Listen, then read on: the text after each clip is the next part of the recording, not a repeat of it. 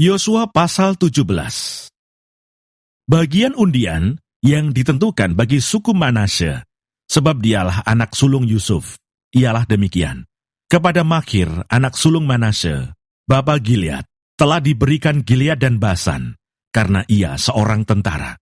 Jadi bagian itulah yang ditentukan bagi anak-anak Manasye yang lain, menurut kaum-kaum mereka, yakni bagi Bani Abieser, Bani Helek, Bani Asriel, Bani Sekem, Bani Hefer, dan Bani Semida.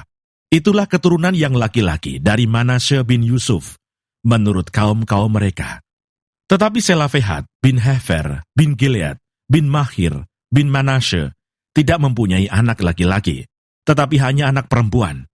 Inilah nama anak-anaknya itu: Mahla, Noah, Hogla, Milka, dan Tirsa. Mereka datang menghadap Imam Eleazar dan menghadap Yosua bin Nun, serta para pemimpin dan berkata, Tuhan telah memerintahkan kepada Musa untuk memberikan milik pusaka kepada kami di tengah-tengah saudara-saudara kami. Sebab itu diberikannya kepada mereka milik pusaka di tengah-tengah saudara-saudara ayah mereka, sesuai dengan titah Tuhan. Demikianlah kepada suku Manasye jatuh 10 bidang tanah, selain dari tanah Gilead dan Basan yang di seberang Yordan. Sebab anak-anak perempuan Manasye telah menerima milik pusaka di tengah-tengah anak-anaknya lelaki. Sedang tanah Gilead ditentukan bagi anak-anak lelaki Manasye yang lain. Jadi batas daerah Manasye ialah dari Asher ke Mikmetat yang di sebelah timur Sikem. Kemudian batas itu terus ke selatan, ke daerah penduduk En-Tapuah. Tanah Tapuah adalah kepunyaan suku Manasye, tetapi kota Tapuah dekat batas daerah Manasye adalah kepunyaan Bani Efraim. Kemudian batas itu turun ke sungai Kana, ke sebelah selatan sungai itu. Kota-kota di sana adalah kepunyaan suku Efraim, sekalipun di tengah-tengah kota-kota suku Manasye.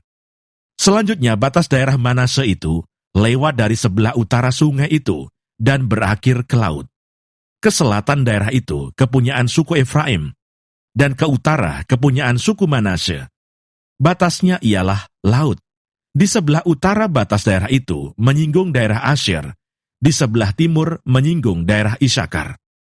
Tetapi di daerah Isakar dan Asher ada juga kepunyaan suku Manasye, yakni Bet-Sean dengan segala anak kotanya, Yibleam dengan segala anak kotanya, penduduk Dor dengan segala anak kotanya, penduduk Endor dengan segala anak kotanya, penduduk Ta'anah dengan segala anak kotanya, dan penduduk Megido dengan segala anak kotanya, yakni ketiga daerah bukit itu. Tetapi Bani Manasye tidak dapat menduduki kota-kota itu, sebab orang Kanaan berhasil untuk tetap diam di negeri itu. Setelah orang Israel menjadi kuat, orang Kanaan itu dibuatnya menjadi orang Rodi, tetapi tidaklah sama sekali mereka itu dihalaunya. Berkatalah Bani Yusuf kepada Yosua demikian, Mengapa engkau memberikan kepadaku hanya satu bagian undian dan satu bidang tanah saja menjadi milik pusaka?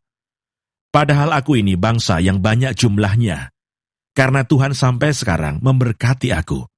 Jawab Yosua kepada mereka, Kalau engkau bangsa yang banyak jumlahnya, pergilah ke hutan, dan bukalah tanah bagimu di sana, di negeri orang Feris dan orang Refaim, jika pegunungan Efraim terlalu sesak bagimu.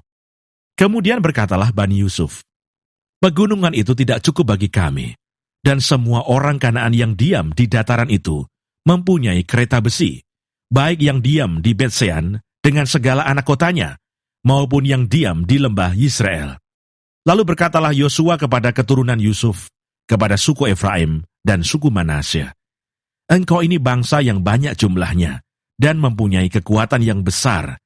Tidak hanya satu bagian undian ditentukan bagimu, tetapi pegunungan itu akan ditentukan bagimu juga. Dan karena tanah itu hutan, haruslah kamu membukanya. Kamu akan memilikinya sampai kepada ujung-ujungnya. Sebab kamu akan menghalau orang Kanaan itu, sekalipun mereka mempunyai kereta besi, dan sekalipun mereka kuat.